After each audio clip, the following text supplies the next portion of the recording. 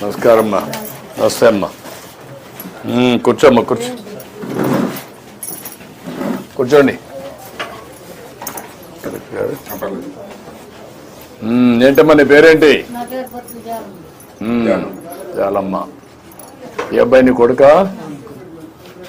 ఏం చేస్తావు నువ్వు? కూలి పని చేస్తావు. ఏ అమ్మాయి మీది ఎక్కడ?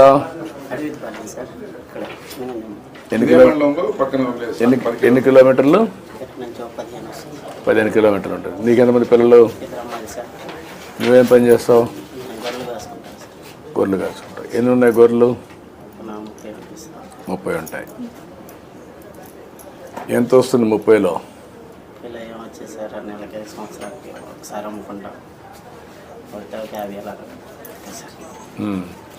భూమి లేదా?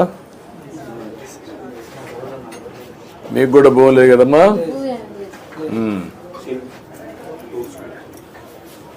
పిల్లల్ని చదివిస్తాను నువ్వు?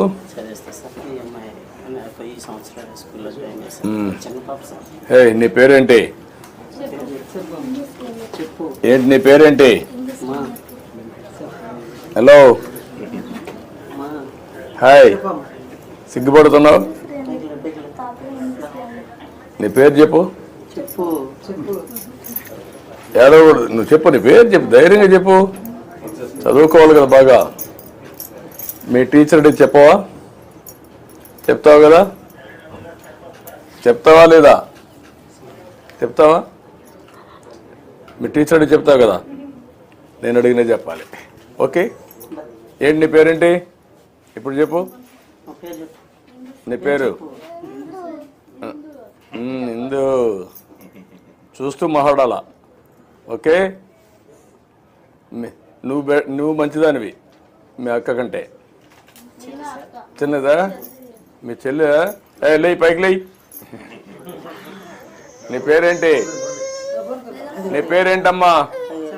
నీ పేరేంటమ్మా? ఏడవకూడదు. ఏడవద్దమ్మా. పడుకో. డీటెయిల్స్ చదివా.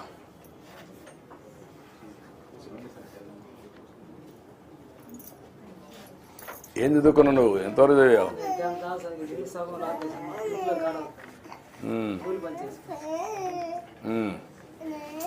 అయినా మీ అమ్మకు 4,000 రూపాయలు వస్తుంది.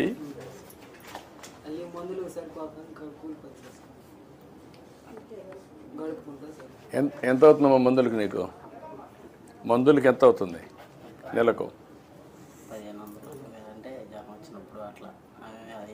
జనరల్గా బీపీ, షుగర్ అటువంటివి లేవు కదా? అవి లేవు కదా?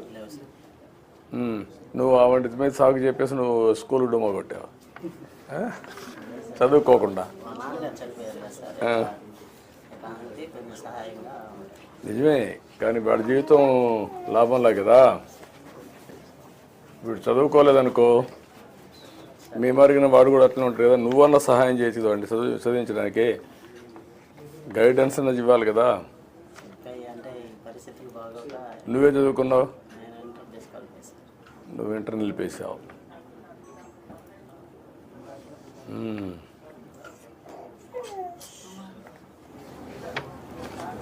ఇప్పుడు నీ ఆలోచన ఏంటమ్మా? వీడిని ఏం చేద్దామని?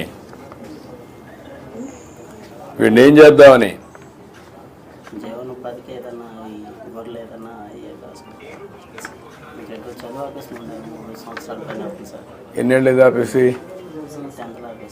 ఎప్పుడు ఆపేసాడు? 21లో ఆపేసావా?